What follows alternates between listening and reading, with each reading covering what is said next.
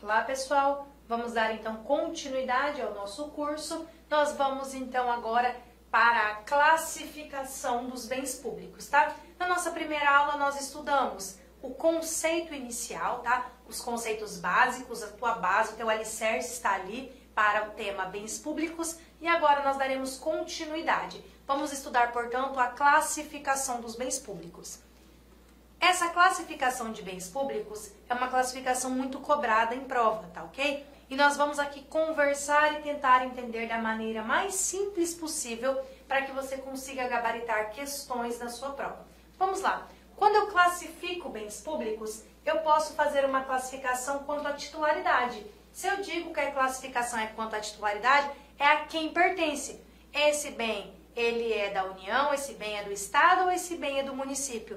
Logo, este bem é federal, estadual ou distrital, né? Ou municipal, tá? Vamos lá. Se eu falo que o bem é do tipo federal, pertencente à União, eu puxo o artigo 20 da Constituição, tá ok? Se eu falo que este bem é estadual ou distrital, eu estou falando lá do artigo 26 da Constituição. E se eu digo que o bem é municipal, este bem não participa aí da partilha constitucional, ou seja, não tem previsão constitucional, tá bom? Então eu posso ter bens federais, posso ter bens estaduais ou posso ter bens municipais. Tudo isso depende a que pessoa este bem pertence, tá bom? Quanto à sua destinação.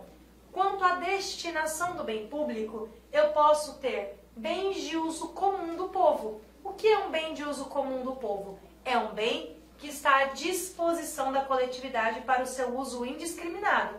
Para o uso normal, não depende de autorização, como, por exemplo, as ruas, as praças e as praias, tá bom? Você, para ir na praia, precisa pedir para alguém, para que você vá num parque fazer uma caminhada, para que você vá numa praça pública fazer uma caminhada, um piquenique, você precisa pedir autorização ou permissão de alguém para isso? Não há necessidade. Por quê? As praias, por exemplo, as praças públicas, os locais públicos aí, as ruas no geral, são considerados como bens comuns do povo, ou seja, está ali à disposição do povo e você pode utilizar a hora que você quiser, tá bom? Justamente por isso que eu digo, como exemplo, as ruas. A rua é um bem comum aí do povo. O povo usa indiscriminadamente. Quantas vezes você quiser sair na rua, quantas vezes você sairá. Não tem nada que te proíba, tá ok? A grosso modo, né? Sem entrar na seara penal aí, pessoal.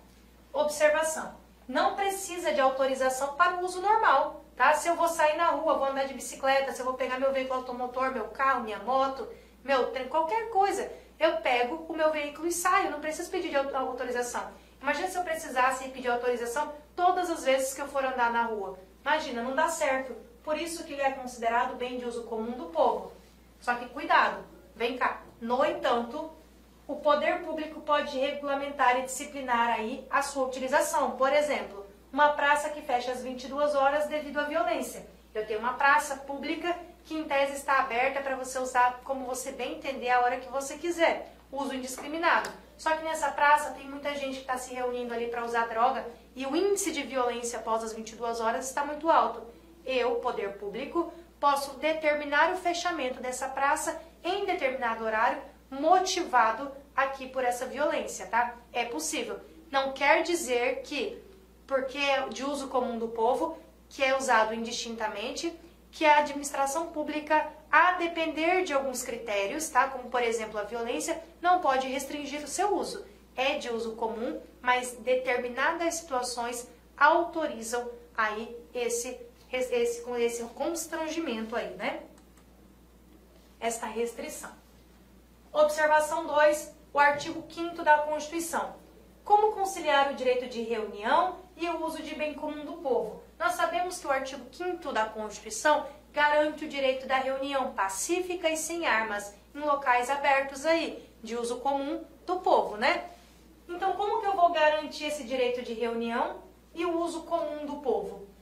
Resposta, o poder público aí pode impedir que a reunião aconteça em determinado local ou horário, devendo indicar um outro local ou um outro horário que tenha a mesma visibilidade e a mesma repercussão. Isso está na jurisprudência.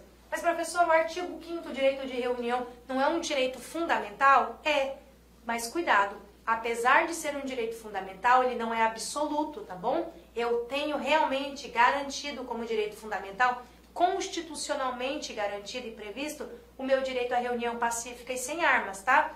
Porém, a administração pública, apesar de não poder proibir, ela pode restringir em determinadas situações. Ou, se naquele lugar previamente estabelecido não há compatibilidade para aquela reunião, ela pode, segundo a minha jurisprudência, transferir a minha reunião para outro local com a mesma visibilidade, obviamente, tá bom? E com a mesma repercussão. Tranquilo? É possível fazer isso, segundo a jurisprudência dos tribunais superiores. Lembrando, novamente, não existe direito absoluto, tá bom? Vamos lá, de jurisprudência. Essa jurisprudência, pessoal, é agora do ano de 2020, é uma jurisprudência recente e é uma jurisprudência muito importante para vocês, tá? Nós vamos analisar o teor jurisprudencial para que você compreenda aí o tema.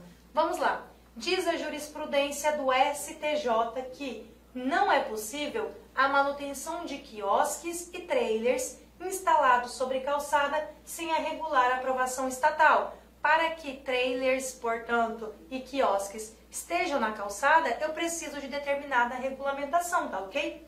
Em cidades tomadas por veículos automotores, a maior parte deles a serviço de minoria privilegiada, calçadas integram o mínimo existencial de espaço público dos pedestres, que é a maioria da população.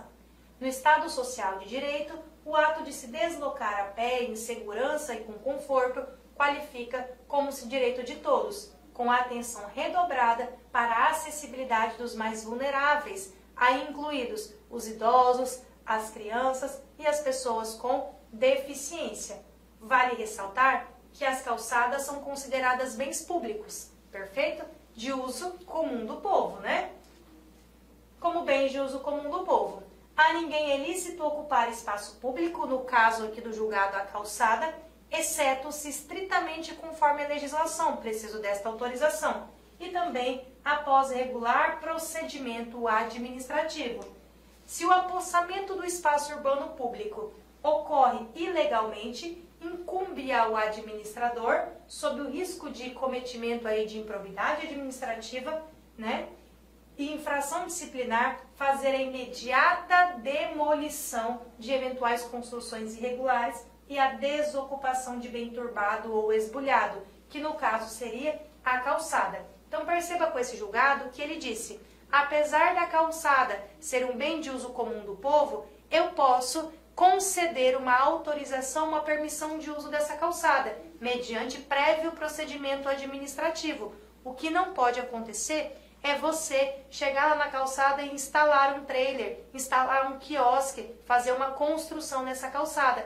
Isso perturba o trânsito de pedestres e isso não é permitido. Por quê? O trânsito de pedestre é uma garantia do mínimo existencial segundo o STJ, tá ok? E esse trânsito de pedestre tem que ser garantido de forma segura. Olá, meus amigos. Inicialmente eu quero pedir licença para vocês, pois interrompi a sua aula.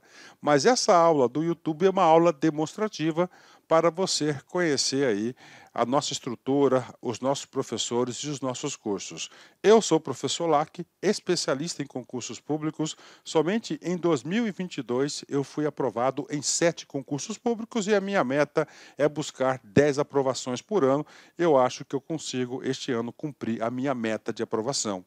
E eu estou aqui para ajudar vocês. Nós aqui da Lá Concurso estamos fazendo a melhor campanha, a campanha de melhor qualidade, mais competitiva para o concurso da Secretaria Municipal de Saúde de Cuiabá. E nós temos aí vários cursos, vou apresentar para vocês rapidamente.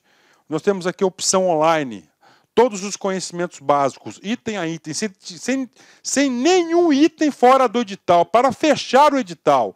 10 parcelas de R$ 35,00, oficial técnico de administração online 10 de R$ 45, técnico de enfermagem 10 de R$ 50 e apoio jurídico 10 de R$ 50. Detalhe, esses cursos nossos online não é aquele transmitido em sala de aula que o cara grava.